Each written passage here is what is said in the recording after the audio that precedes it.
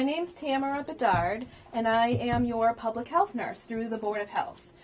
So in addition to the blood pressure clinics and screenings and home visits and flu shot clinics and things like that, part of my role is to offer some education and consultation regarding nursing and health issues and just safety and wellness in general. But also, probably something you guys don't know that's one of my roles is actually, it's Massachusetts regulation, state laws, that certain illnesses get reported to the State Department of Public Health. So that's one of my jobs. That's something that I do for you guys that's a little behind the scenes unless you're directly affected and getting a call from me. And the purpose for that is really to prevent infection spread. So it's part of my role is doing the surveillance and investigating and reporting of these infectious diseases as outlined by the State Department of Public Health. There's a whole list of them. So things like, I don't know if any of you watched the news this morning, but like listeria, you saw that? Well, that's kind of where I might come in if someone had one of those illnesses. They may have found that common denominator because of some of the investigating that I would do behind the scenes in conjunction with the Department of Public Health. But today, one of the illnesses that I investigate is Lyme disease. And there are other tick-borne illnesses in our community that I see more prevalent. So I thought we would address some of those as well. So that's what we're really here to talk about today. And I can speak to it because I'm the one who does the reporting and investigating in your town and the surrounding communities. So I thought we'd start by talking about Lyme disease itself. And I'll bring out my little board here so you can see it. Forgive me because this board has been around the block a time or two, so it's seen a lot of talks and health fairs. But I don't know if you know. Can everyone see this okay? Yes. Yeah. All right. And I don't have like super long arms, so let me know if you can't see. So Lyme disease actually is a bacteria. And it's actually a spirochete, and all that is referring to is the shape of it. And I actually have this little guy here who's like a little mini stuffed animal version of what you would see under a microscope. That's also what that brown picture in the middle section is showing you, is what the germ actually looks like under a microscope. Not every tick out there is infected. So they're not all sick ticks, so to speak. The problem is that we are seeing, whether it's because of an increased awareness or just more prevalence, it being out there more, we are seeing more illness and disease being reported and people getting sick with some of these illnesses. So, it's one of those, even though not every tick is infected, it's important to treat them as if they are and to make sure that we do what we need to do.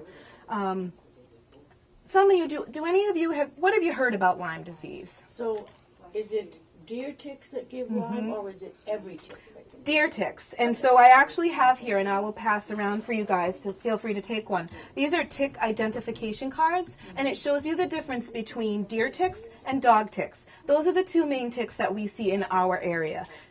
You might have heard of like Lone Star ticks and other ticks. We don't really have those locally. So these are the two types of ticks that we mostly see in our community.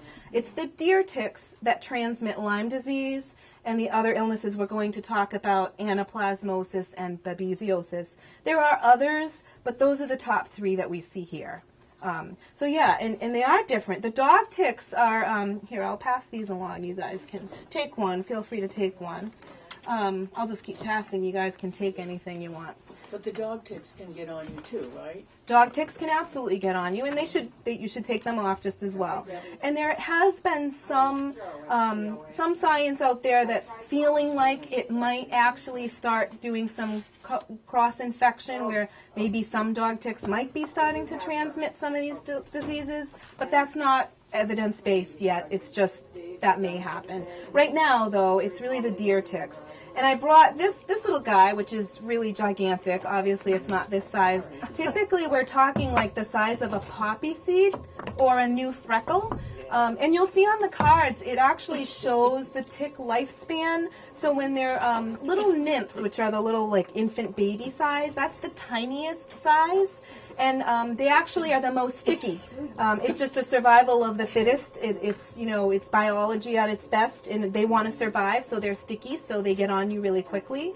And the female is very distinct on the deer tick. This is what the female deer tick looks like. It actually does have, see that chest part where it's got that darkened color? You can actually see that pretty distinctly on the female, but they're pretty big compared to the nymphs. And the dog ticks are even significantly larger, and you'll see on those cards for reference, size for reference. How do you ever spot them? They're tiny. So magnifying glass, I really seriously, if you're out gardening, if you've just come in from a picnic, or you're doing yard work, if you're gone for a hike, you're taking your dogs out, anytime outdoors, and they used to say, well, if you're on a clear path without tall grasses, you're fine. I would just say if you're outdoors at all for any length of time, you need to do those tick checks as soon as you come back in. And don't be afraid to use a magnifying glass, because they are pretty tiny. Good lighting and a magnifying glass. But part of the prevention actually is to try to have as least amount of exposed skin as you can. It's the same with mosquito concept. If you can tuck in your pants to your socks and pull them up, it doesn't matter about the fashion statement we're trying to make. We're really just trying to prevent them from getting on you. They don't fly or jump, they crawl, but it's amazing where they can get on your body. They do tend to like warm, moist areas, so behind the knees. The belt line is a good one. Armpits I've seen. So those are behind the ears and the neckline, exactly. And if you can't see, try to buddy up with someone who can check you, if you can. Again, good lighting, magnifying glass. It's important to get them off as soon as possible, because what the scientists are saying is they feel that disease and illness is not transmitted until the tick has been embedded for 48 hours. So if you do it quickly and you get the tick right removed, you have a good chance of reducing any developing of illness. That's not to say, I've had people tell me in my calls and my investigating that they know for sure that tick was not on that long. So use your best judgment. The best thing is avoid the tick in the first place, and then two, when you come in, get it off as soon as possible. Now, in addition to, watching your clothing and, wearing appropriate clothing, trying to stay to a groomed path if you can. They like the tall grasses. They like the leaf piles. They really like those areas. You can use repellents, and that's what the State Department recommends, is if you're going to be going out for any length of time, you can use something with the chemical DEET, D-E-E-T, which has been around since World War II. It's been around. They used it in the wars, and, it's been very effective. But it's a repellent. It keeps the ticks from getting on you. You can use it on skin. Infants, you have to be careful. There's another chemical that's pretty effective. It's actually insecticidal and will kill the tick, and that's Permethrin, or Permethrin, some people pronounce it. That is only meant to go on clothing or tents or shoes. It's not meant to go on your skin. It can be, very irritating. They even sell, some of the companies like LL Bean and different places, Cabela's maybe, they even sell pants and clothing for hunters or fishermen or people that are hiking that are impregnated with the permethrin to protect you against the ticks. So I would say repellent, being smart about where you are with your clothing, and then doing the tick check as soon as possible. Now if you get a tick on your body and it's embedded, you're going to remove it right away. The best thing to do is wash your hands. You can use, there's plenty of tick removers out there that are really cheap, but if you have tweezers at home, that's fine as well. The main thing is, and I think you can see on the far right side, it's a really magnified picture of a tick. I'll show you guys in a minute. What you really want to do is get as close to the mouth part, the pincer, as possible. And you really want to just pull up as much as you can with a firm, steady pressure straight up. You don't want to wiggle or twist, because that's when you run the risk of it breaking off, and then the mouth parts or maybe the front legs will be inside your skin. It can happen. If that does happen, don't dig at it. Don't try to, oh my gosh, it's still in there. Pretend it's like a splinter. It will work its way out. Keep the site clean. If you can get it out as it works its way to the top, go ahead. But it's worse if you pick at it. You have more risk of infection and a cellulitis, and plus you don't know what kind of, what that tick might have excreted in there. So the more you play with that area, more chance of absorption. So it's best just to leave it. Get it what you can, pull straight out. Don't burn it. Don't use Vaseline. I've heard so many stories of people telling me how they get the ticks out, but it's really best just to use a tweezer or a tick remover and pull straight up and out as best you can. The other thing I would recommend really is calling your doctor. When you've had a tick on you and you've had to pull it out, I would call the doctor and say, I just had a tick on me. I think it's a deer tick. Doesn't matter if you don't know for sure. Some people, once they take them out, they'll put them in a bag and bring them to the doctor and say, this is what was on me. I think it's important to have that documented, that you did have a tick bite. Call the doctor, say, I noticed this tick, and I took it out of my right arm on May 4th at 10 o'clock. And that way, if it's only been on, the doctor may say, okay, thank you. Ask them to mark it in your record, and then should you develop any kind of symptoms, there's something to reference there. I think it's important that you just let them know. So then we're asking, well, what happens? What kind of signs and symptoms might I be looking for? So Lyme disease is an interesting, it's interesting, and it's a little vague, and it's a little difficult sometimes for people to get that diagnosis. And part of the reason for that is it looks like a lot of other things. It can feel like flu-like symptoms. It can seem like an arthritis flare-up, which I think most of us have some arthritis or at some point have had a muscle ache or a joint pain. So that can be a little tricky to figure that out. Also, you may or may not really have a symptom that you're really thinking much of. You might just feel a little under the weather without being able to put a finger on what it is. So unless you know you had a tick on you, and sometimes you don't even see them at all because they're so tiny, it's really tough to say. There is lab testing that can be done. They need to do more research on the lab testing because it's not fully conclusive, even with all the different types of testing they have out there, and I'm not going to get into that too specifically, but there are different types. Part of the reason for that is it depends. There's a certain period of time when it shows up in the blood from the time you've gotten bitten, from the time that you may develop symptoms, and your body mounts an immune response. And if you're not catching it, the blood work in that window of time, it may not show the way it needs to. So Lyme disease particularly is actually clinically diagnosed right now, and what that really means is the doctor, your provider, is putting together the whole picture. The history, what were you doing, do you remember a tick on you, what area do you live in, because we know Stow and the surrounding towns are high risk, and then what your symptoms are, and then they will clinically diagnose, okay, we really think this is what this is. Most doctors these days now are doing a panel of testing, so they're not just testing for Lyme disease, but they're testing for the other tick-borne illnesses that we see in this area. Two of the more common ones are anaplasmosis and babesiosis. And they're a little different than Lyme disease. Lyme disease can have a gradual onset. Some people may or may not have a rash. I don't know if anyone here has heard about the bullseye rash. Mm-hmm. A lot of people don't have the bullseye rash, but you might. That's definitely hallmark of Lyme disease, but if you don't have a bullseye, it doesn't mean you don't. So, it makes it a little tricky.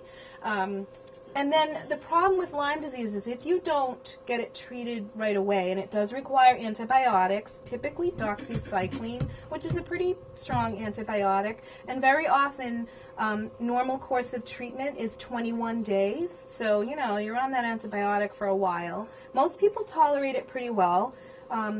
But the reason why is because it can progress into different phases of illness. Lyme disease is unique that way.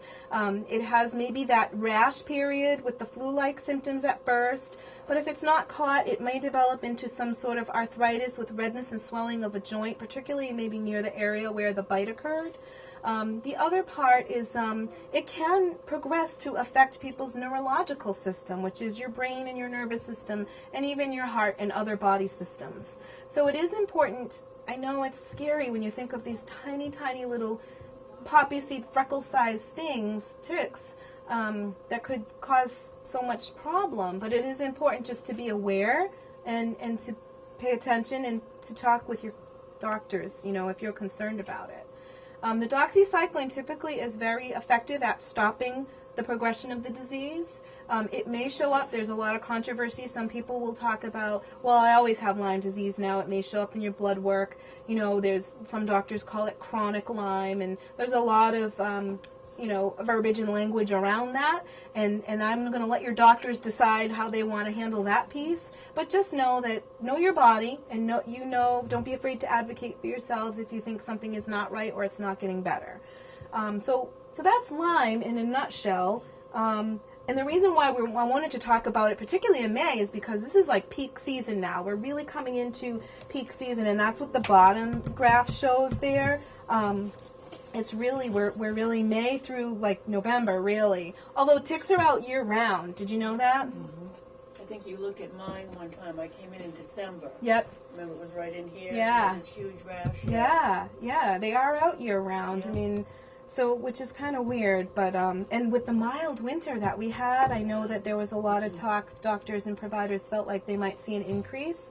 And I can just tell you anecdotally from my investigations that it did start early. I did see more anaplasmosis starting really in the end of February and March, which I'm usually not really seeing until April, May. So whatever that means, we'll see.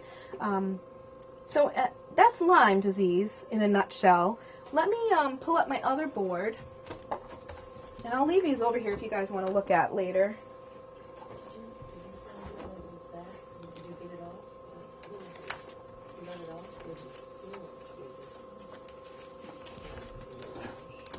Nope, make sure I'm not. So the two other tick-borne illnesses that we see a lot in our area are Anaplasmosis. You might have heard it called human granulocytic anaplasmosis, or ehrlichiosis. It's really kind of treated as the same. And the other one is babesiosis, and I do have fact sheets specific to those. If you're interested in more information on those, you can grab on your way out. And so I see a lot of anaplasmosis, and the difference between these, and some of this information is the same. I don't know if I have oh yeah, ehrlichiosis is also anaplasmosis. They treat that the same. So basically, these anaplasmosis and babesiosis are a little bit more quick onset. You know, with the Lyme, you might not feel so sick so fast. Whereas the anaplasmosis and babesiosis, very often you get sick, like one day you're fine, and then the next day you have a high fever and you are really not well, like you're going to the emergency room or you're at least calling your doctor. So, you know, those ones are different, and they affect different parts of the body. So anaplasmosis is bacterial. So that one, actually, they will treat with antibiotics, like similarly to Lyme. Babesiosis is more parasitic, almost, you know, like malaria is a parasite. It's just that kind of, it's a different germ, so different medications are required. And usually it's more than one for both of those. Anaplasmosis, or ehrlichiosis, actually affects the white blood cells in your body. Does anyone know what white blood cells do in your body? Any takers? White blood cells are the fighter cells. They fight infection for you. Mm-hmm. So you know, usually the doctor can put the pieces of this puzzle together a little bit easier. They'll see the elevated white blood cell counts and but the people typically are pretty, if you're going to have symptoms, and there are some people that don't have any symptoms from anaplasmosis, but if you do, typically it's pretty quick onset, maybe a fever, flu-like symptoms, and then that's it. So is this when a tick has been on you for a long time? It's the same. I would treat all of them as the same. If a tick's been on you that 48 hours, 24, 48 hours, you run the risk of developing one of these illnesses. Yep. And if it's been on less than 48, I've seen the case where they've given you two of the pills. two of the pills. Yep. 1 day dose. Yep. And what is that for? So it's almost more like a preventative to try to prevent something from happening. Mm-hmm. And again, there's mixed schools of thought on that, and so that depends on your practitioner and what they feel based on your history and your symptomology, what they want to do. Mm-hmm. I've seen that, and they consider it almost like a preventative thing. Some people only do 2 weeks of the antibiotic, and then I have people that I've talked to who have had these illnesses that say, I finished my 2 weeks and I still had symptoms, and then the doctor prescribed another week, and then that took care of it. So it's really a conversation that you need to be having with your doctor, and doctors are very cautious about antibiotic use because obviously it can cause super germs, and we don't want to over-medicate people either. Yeah, it becomes less effective. Exactly right. You're on it too long, right? Exactly too right. Often. And so the babesiosis actually can affect the red blood cells. Anyone know red blood cells? Yeah. So their red blood cells carry oxygen and nutrients throughout your body, right? So so you've heard the term anemia, or people being anemic when they have maybe a low red blood cell count. A lot of times the symptoms of that are feeling very weak, maybe short of breath, fatigued. And same thing with babesiosis, there can be fever. And, sometimes people's blood counts get so low that they require transfusion. But that's an extreme case, but it could happen. So really the bottom line is I would treat them all kind of under the same umbrella, that you don't really want any tick on you, first of all, and if you do, get it off right away, and then thirdly, have a conversation with your healthcare provider about what the next steps should be. And then, like you said, if your doctor gave you maybe a dose or two of the doxycycline because they said, yeah, a tick was on you, but I'm pretty sure it was when I was gardening 3 hours ago and I got it off, I would recommend that you just monitor yourself. Be aware. Watch for anything unusual or different. Do you get a rash? Does something develop? Do you develop a fever? Do you all of a sudden start really feeling weak and not yourself? Because you guys are your best. Your body's the best. And you know when something's not right. So it's really just, the conversation today that we're having is really just to cue you to pay attention to that and just be aware. These illnesses are out there. And like I said at the beginning, not every tick is infected. So it doesn't mean you get a tick on you, you're going to get it. It's just to be aware that we do see it. So I think, do you guys have any questions at this point? I've been talking a lot. I talk a lot. Anyway, yeah. Well, let's see. In April, I got bit, and I had quite a big spot. Yep. So I went to the doctors, and I was put on antibiotics for 2 weeks. Mm-hmm. And I was going to finish them, and I get another bite on my leg. Oh, no. But that one is nowhere near what the other one was, so I haven't done anything about it yet. Yep. So is that the right? Yeah, I mean, like I said, I think I would always let your doctor know, and they may not, they might be like, okay, like, why are you calling me telling me this? Well, she said I must be very susceptible to these bites. Yeah, no, I think monitor it. You know what to look for. You have been on antibiotics. I think it's a tough call, but that's the thing, is that it's not like you get immunity.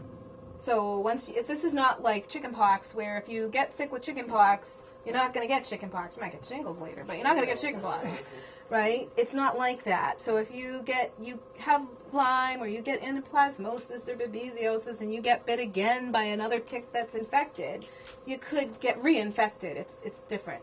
And some ticks have, they call it co-infection, which means they have more than one of these. So that's typically why when you go to your doctor and they'll do some blood work, they'll actually test you for all the tick-borne illnesses. There are other tick-borne illnesses we don't really see. There's Rocky Mountain spotted fever, which is Lone Star tick, which is usually more Midwest, part of the country. And there was a new one they were talking about, which I have never seen in our communities, the Powassan virus, which was another one. There's so many. If you get too, you'll never go outside again if you start looking at all of it. But it is important just to be aware, especially if you're gardening or you're hiking, and we all, we want to do those healthy things. Yeah. So can they get inside your clothes? So you've been out gardening, and you haven't found any on you, but you take your clothes off and you're on, put on your jeans. They're so tiny. I would say yes, they can crawl up. You'd be amazed, get through your collar. Yeah. They do. They don't die. No, they do eventually, and I don't know the actual lifespan. Yeah, I don't know that, but typically if they're on you, they're getting fed, so they're pretty happy at the moment. But yeah, I don't know their lifespan or how long they last once they're.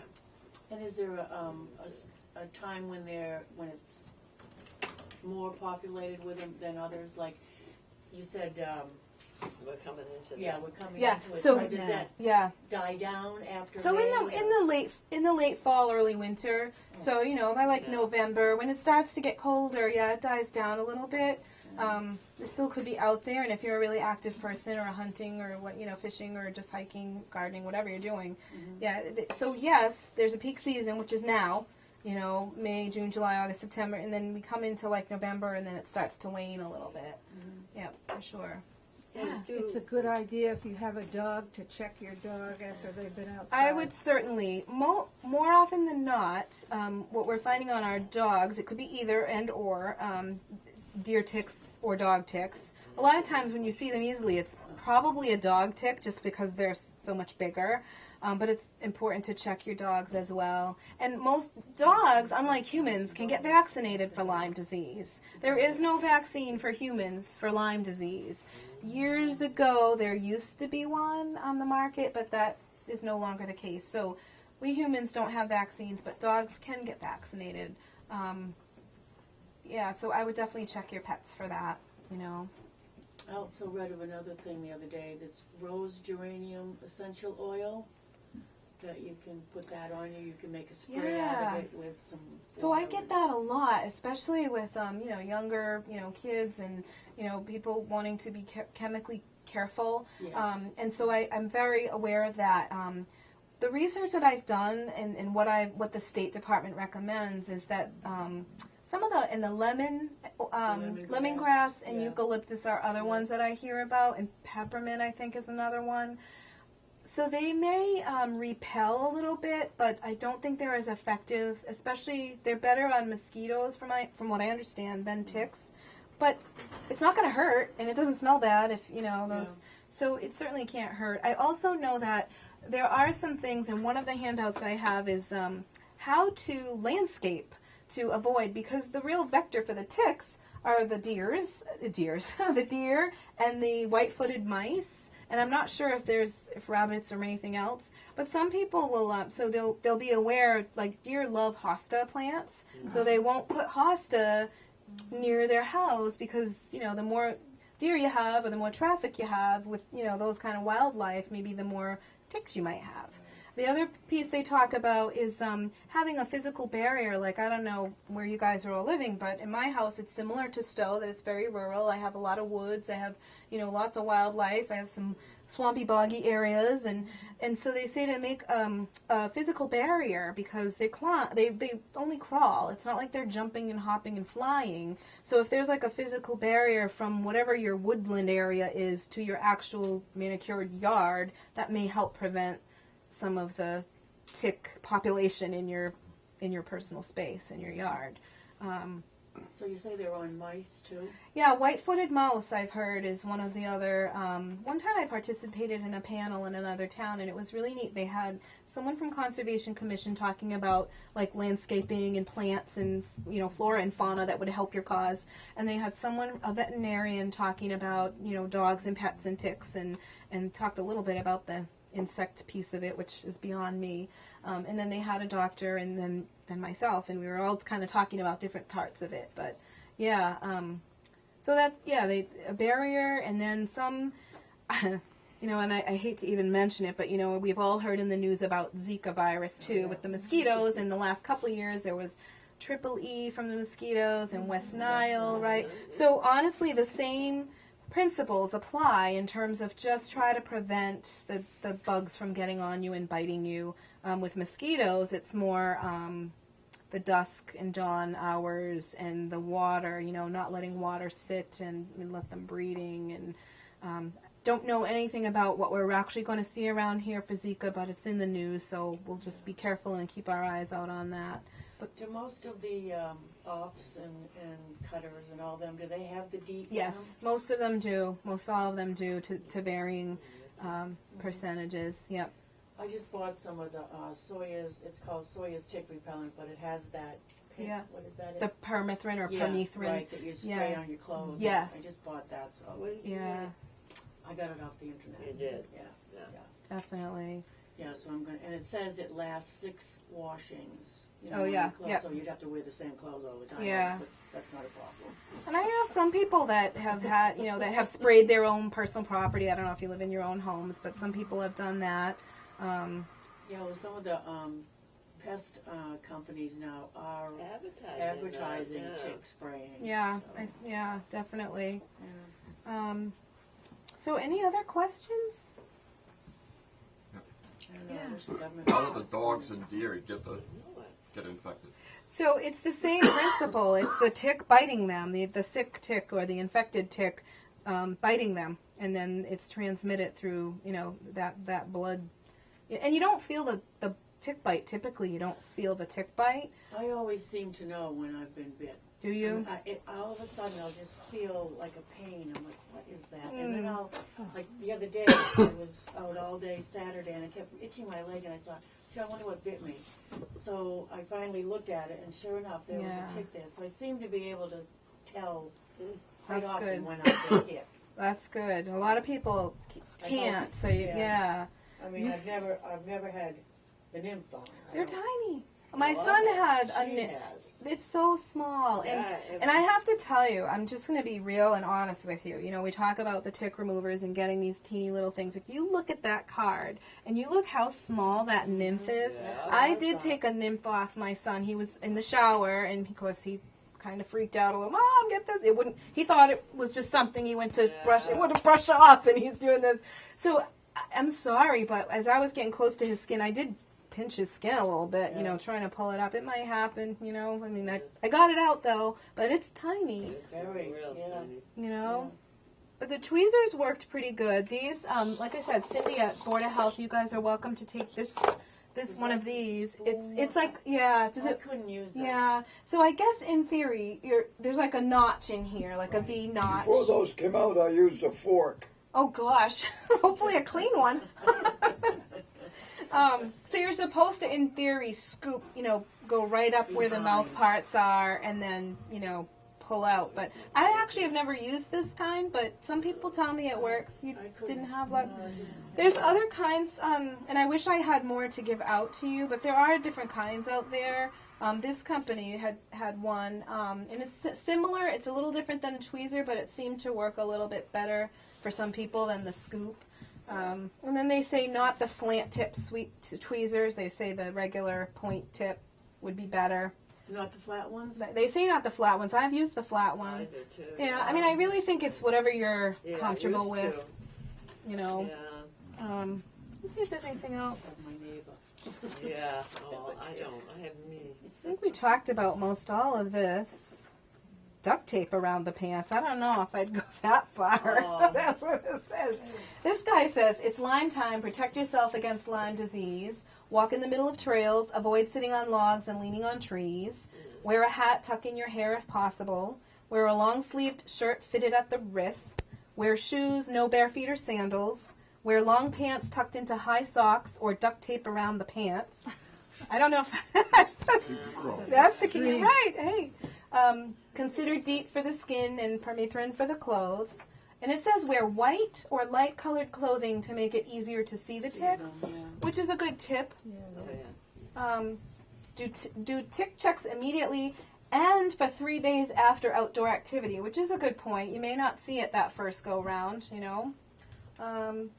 Remove it carefully and save it. Ask your veterinarian about protection for your furry friends. And there's a lot of good, I don't know if any of you are internet people or you go on the computer, but there are a lot of good resources. I would guide you toward ones that end in .org or .gov as a little bit more maybe reputable than some of the others. But LymeDisease.org is a good one. That's a good website if you're looking for information.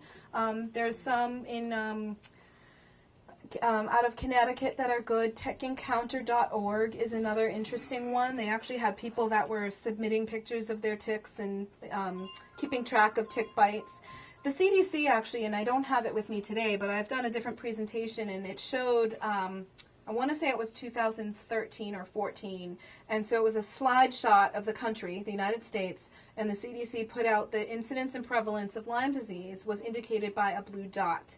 And so the whole country was pretty much white, and over in Massachusetts and New England was just loaded. So, and we already know that. We didn't need the picture to show us, but it just kind of validates what we're already seeing. I think that's all. Thank you guys so much for coming and listening to my talk.